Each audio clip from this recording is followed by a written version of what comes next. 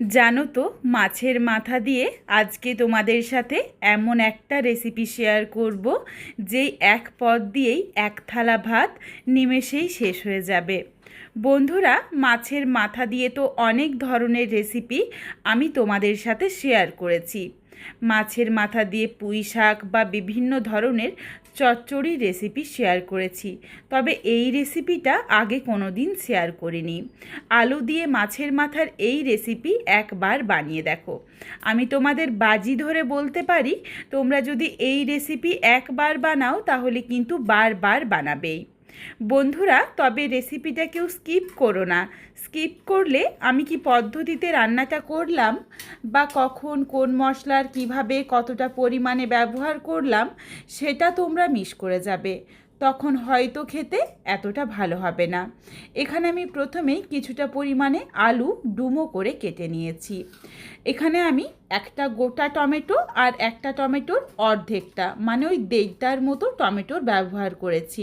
আমি যেই পরিমাণে মাছের মাথা বা সবজি নিয়েছি তার পরিমাণ অনুযায়ী। এখানে আমি বড় সাইজের একটা কাতলা মাছের মাথার ব্যবহার করেছি। এই রান্নাটা কিন্তু কাতলা মাছের মাথা দিয়েই খেতে সবচেয়ে বেশি ভালো লাগে।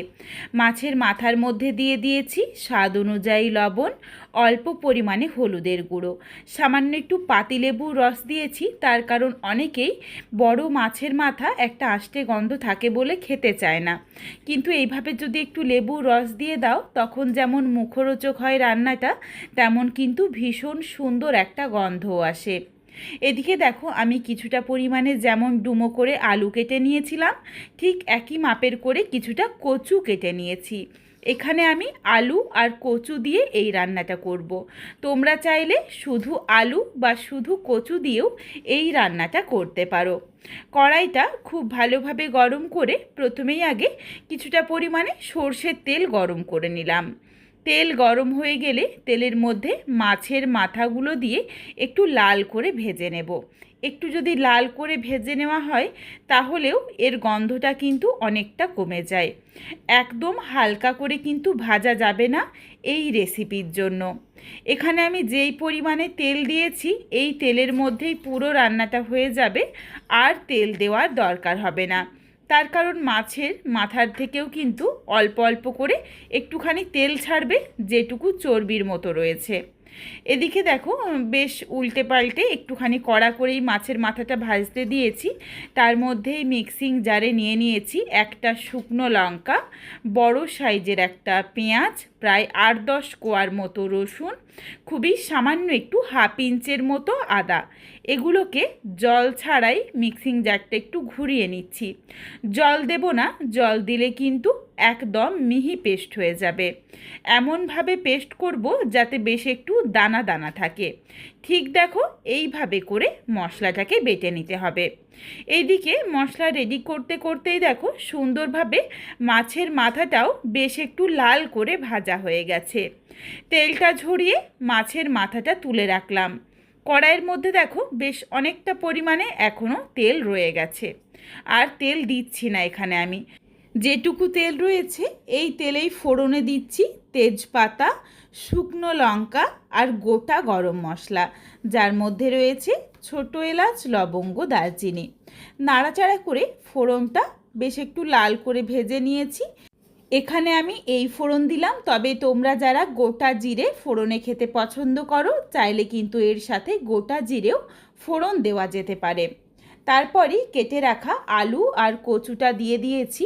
আলু কচু দেওয়ার পর স্বাদ অনুযায়ী লবণ দিয়ে কিছুক্ষণের জন্য একটু ঢাকনা দিয়ে হালকা লাল করে এই সবজিটাকে একটু ভেজে নেব। একটু যদি হালকা করে ভেজে নেওয়া হয় তাহলে কচুর যে একটা হরহরে ভাব আছে সেটা যেমন চলে যায়, তেমন একটু লাল করে ভাজা হয়ে গেলে এগুলো কিন্তু খেতেও বেশ ভালো লাগে। প্রায় দেখো মিনিট দুয়েক মতো একটু হালকা করে ভেজে নিয়েছিলাম। তারপর এর সাথে দিয়ে দিচ্ছি একটা ছোট সাইজের পেঁয়াজ কুচি। পেঁয়াজটা দিয়ে এই আলু আর কচুর সাথে মিশিয়ে নিয়েই দিয়ে দিলাম টমেটো কুচি। এরপরেই টমেটো আর পেঁয়াজ দিয়ে আলু আর কচুটাকে আবারও কিছুক্ষণের জন্য একটু ঢাকনা দিয়ে দিয়ে ভেজে নেব। তাহলে পেঁয়াজটাও যেমন একটু নরম হয়ে একটু ভাজা হয়ে যাবে, তেমন কিন্তু টমেটোটাও সুন্দরভাবে নরম হয়ে যাবে। টমেটোর থেকে যেটুকু জল ছাড়বে জলটাও ভালোভাবে শুকিয়ে যাবে। এইভাবে রান্নাটা করলে অনেকটা কম সময় লাগে। তবে তোমরা চাইলে আলু আর কচু আলাদা করে ভেজে তুলে নিয়েও এই রান্নাটা করতে পারো। কিছুক্ষণ পর দেখো ভাজতে ভাজতে ঢাকনাটা খুলেছি, টমেটোটা সুন্দরভাবে নরম হয়ে গেছে। এরপর এখানে কিছু গুঁড়ো মশলা দিয়ে দিচ্ছি। প্রথমেই দিয়ে দিলাম পরিমাণ অনুযায়ী হলুদের গুঁড়ো, সামান্য একটু দিয়েছি ঝালের জন্য লঙ্কার গুঁড়ো। লঙ্কা খুব বেশি দিচ্ছি না, তার কারণ এখানে কাঁচা লঙ্কারও ব্যবহার করব। এরপর তোমরা যেমন ঝাল খাবে সেই বুঝে দিয়ে নিও। অল্প পরিমাণে দিয়েছি জিরের গুঁড়ো, ধনের গুঁড়ো আর অল্প একটু কাশ্মীরি রেড চিলি পাউডার। এটা দিলাম কালারের জন্য, তবে এটা সম্পূর্ণ অপশনাল, তোমরা চাইলে দিতে পারো, না চাইলে বাদ দিতে পারো। তারপর যেই মশলাটা বেটে রেডি করে রেখেছিলাম সেই বেটে রাখা মশলা দিয়ে গুঁড়ো মশলার সাথে নাড়াচাড়া করে কিছুক্ষণ সময় নিয়ে গ্যাসের ফ্লেম লোতে করে একটু কষিয়ে নিয়েছি। সামান্য একটু জল দিয়ে দিলাম যাতে এই গুঁড়ো মশলাগুলো তো বেশ কিছুটা রয়েছে, এটা পুড়ে না যায়। জল দিয়ে নাড়াচাড়া করে মিশিয়ে নিয়ে এই মশলাটাকে আবারও বেশ কিছুক্ষণ সময় নিয়ে খুব ভালোভাবে কষিয়ে নেব, যতক্ষণ না অবধি মশলার কাঁচা গন্ধটা চলে যায় আর মশলার থেকে তেল ছাড়তে শুরু করে। কিছুক্ষণ সময় নিয়ে দেখো কষিয়ে নেওয়ার পর এদিকে দেখো মশলার থেকে অল্প অল্প করে তেল ছাড়তে শুরু করেছে। তারপর এর সাথেই দিয়ে দিলাম ভেজে রাখা মাছের মাথা। মাছের মাথাগুলো দিয়ে সমস্ত কিছু একবার ভালোভাবে মিশিয়ে নিচ্ছি। আর এই সময় মাছের মাথাগুলো খুন্তিতে করে একটু ভেঙে নিচ্ছি, যাতে একটুখানি মাছের মাথার মধ্যে মশলাগুলোও ঢুকে যায়। আর একটুখানি না ভাঙলে তো খেতেও ভালো লাগবে না, যদি গোটা গোটা থাকে তখন আবার এর স্বাদটা ভালোভাবে বেরোবে না। সামান্য একটু জল দিয়ে দিচ্ছি, তার কারণ দেখো কড়াইয়ের মধ্যে ধরে যাচ্ছিল। এখনই কিন্তু বেশি জল দেব না, অল্প একটু জল দিয়ে এই মাছের মাথার সাথে মশলা বা আলু কচু এগুলোকে একটু কষিয়ে নিতে হবে। কষিয়ে নিলে কিন্তু মাছের মাথার যে একটা গন্ধ থাকে এটা চলে যায়, রান্নাটা কিন্তু খেতে সবচেয়ে বেশি সুস্বাদু হয়। কিছুক্ষণ সময় নিয়ে দেখো কষাতে কষাতেই খুব সুন্দরভাবে তেলটা ছাড়তে শুরু করেছে। এই সময়ই বেশ কিছুটা পরিমাণে জল দিয়ে দিলাম, তার কারণ এখনও আলু বা কচু এগুলো সেদ্ধ হতে বাকি রয়েছে। জল দিয়ে নাড়াচাড়া করে মিশিয়ে নিয়েছি। এরপর এই ঝোলটা ফুটে উঠলে ঢাকনা দিয়ে ঢেকে সেদ্ধ করব। এখানে দেখো ঠিক এই সময় আমি কয়েকটা ফাটিয়ে নেওয়া কাঁচা লঙ্কা দিয়ে দিলাম।